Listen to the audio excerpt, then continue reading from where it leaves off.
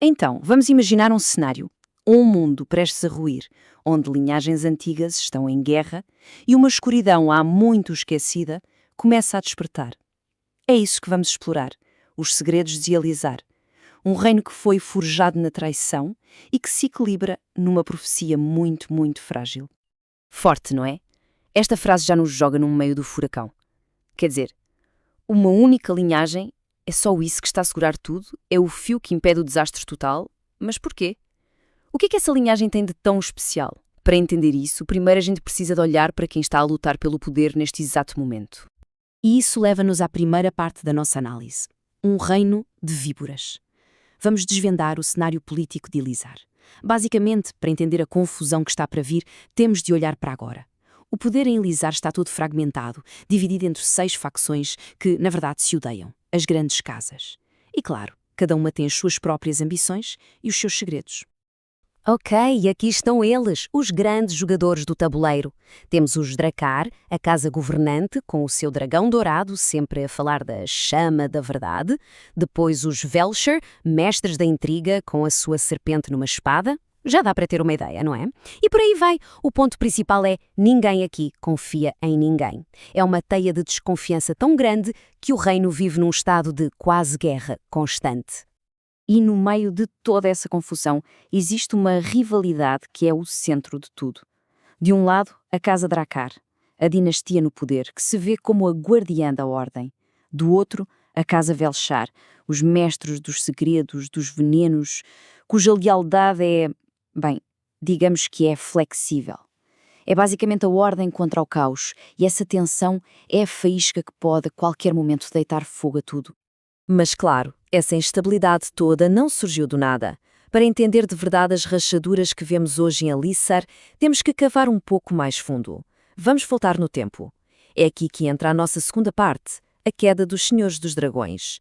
Foi uma traição antiga que, literalmente, astiveçou o reino.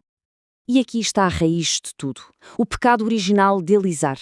Antigamente, quem governavam eram os Nassarses, que domavam dragões, juntamente com os seus aliados, a Casa Luminar. Parecia uma aliança perfeita, certo? É errado. As outras casas, com medo desse poder todo, lideradas pelos Velshar e pelos Tónis, viraram-se contra eles.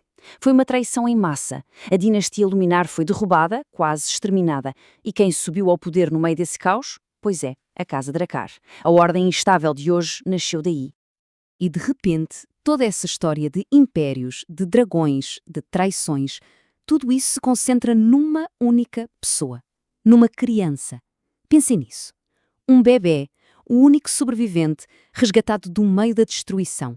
Ele é ao mesmo tempo a última esperança da dinastia caída e, claro, o alvo número 1 do novo regime. E é aqui que a história fica ainda mais complicada. A nossa terceira parte, um segredo no sangue. Porque agora vamos focar-nos na consequência viva daquela traição. O herdeiro perdido e o seu destino desconhecido. Uma pessoa que é absolutamente central para o futuro de Elizar, mas que não faz a menor ideia de quem é. A pergunta óbvia é: e então? O que aconteceu com o herdeiro? Bom, ele não morreu. Ele sobreviveu. E o mais incrível é que ele foi escondido à vista de todos, a crescer como órfão qualquer, um ladrão de rua chamado Gael, sem saber absolutamente nada sobre a sua origem ou o poder que tem. E agora, preparem-se para a ironia mais cruel de todas. O rapaz, o último herdeiro da Casa Luminar, cresceu e foi treinado como ladrão, por quem? Pela mesmíssima casa que ajudou a destruir a sua família, os Velshar. É inacreditável. Eles, sem saberem de nada, pegaram no seu maior inimigo e transformaram-no no seu próprio instrumento. Lembra daquela citação do início sobre o sangue luminar ser a única coisa que impede o caos? Bem, é por isto. Eles tinham algo único no sangue, um poder chamado luz profunda. E acontece que essa energia rara é a única coisa no mundo capaz de enfraquecer umas criaturas terríveis, devoradoras de almas. O que faz deste rapaz, que não sabe de nada, a chave para a salvação de todos. Pois é, mas toda esta intriga política pode acabar por não importar, porque há algo muito maior a despertar. Para lá da traição, uma ameaça antiga que esteve aprisionada durante séculos está a libertar-se. E isso leva-nos à quarta parte. As antigas barreiras quebram-se. O regresso de uma raça ancestral está prestes a libertar um mal primordial. Lembram-se dos Nassarses? Aquela antiga raça, os domadores de dragões? Bem, eles estão de volta. Depois de séculos no exílio, eles regressam. O problema é que o regresso deles tem uma consequência desastrosa. Sem querer, eles acabam por quebrar os selos mágicos que mantinham uma escuridão muito mais antiga aprisionada. O processo foi catastrófico. Primeiro, o regresso. Os Nassars reaparecem. Segundo, a quebra. O regresso deles estilhaça os selos. E terceiro, a consequência, a infiltração. Basicamente, o equilíbrio mágico do mundo foi para o espaço. As barreiras que protegiam Elisar enfraqueceram e abriram-se fendas, fendas para o submundo. E por essas fendas começam a passar criaturas que não deviam existir aqui. E é isto que nos traz à ameaça final, o verdadeiro pesadelo. Enquanto as casas nobres estavam ocupadas a conspirar umas contra as outras, algo terrível foi despertado.